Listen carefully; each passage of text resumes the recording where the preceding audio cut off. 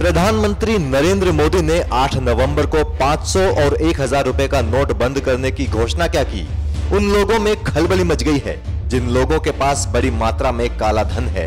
और अब ऐसे लोग अपने काले धन को सफेद करने के लिए कानून में मौजूद हर तरह की छूट का इस्तेमाल करने की कोशिश कर रहे हैं। काला धन रखने वाले तमाम जुगत लगा रहे हैं अपने काले धन को सफेद करने के लिए।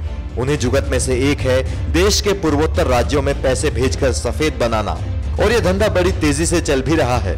अभी हरियाणा से नागालैंड पैसे भेजे जाने का एक मामला पकड़ में आया है।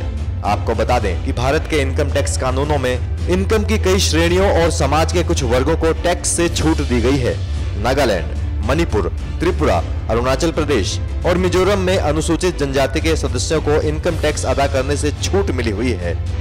असम के नॉर्थ कचार हिल्स और मिकिर हिल्स, मेघालय के खासी हिल्स, गारो हिल्स, जयंतिया हिल्स और जम्मू कश्मीर के लद्दाख में बसने वाली अनुसूचित जनजातियों को इनकम टैक्स से छूट मिली हुई है। इन जनजातियों को किसी भी सोर्स से या कहीं से भी सिक्योरिटीज पर लाभांश या ब्याज के रूप में होने वाली इनकम टैक्स फ्री है। इसी तरह सिक्किम वासियों को भी छूट मिली हुई है।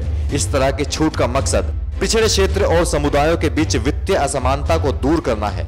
लेकिन नोटबंदी के बाद लोग काले धन को सफेद करने के लिए इसका दुरुपयोग कर रहे हैं। खेती से होने वाली इनकम भी टैक्स फ्री है। खेती से होने वाली इनकम में कृषि भूमि के लिए मिला किराया या रेवेन्यू शामिल है। इसके अलावा कई संस्थानों को भी आईटी एक्ट के तहत छूट मिली हुई है। उदाहरण के लिए खादी और ग्रामोद्योग के विकास के लिए स्थापित पब्लिक चैरिटेबल ट्रस्ट और नॉट फॉर प्रॉफिट सोसाइटी को इनकम टैक्स में छूट है।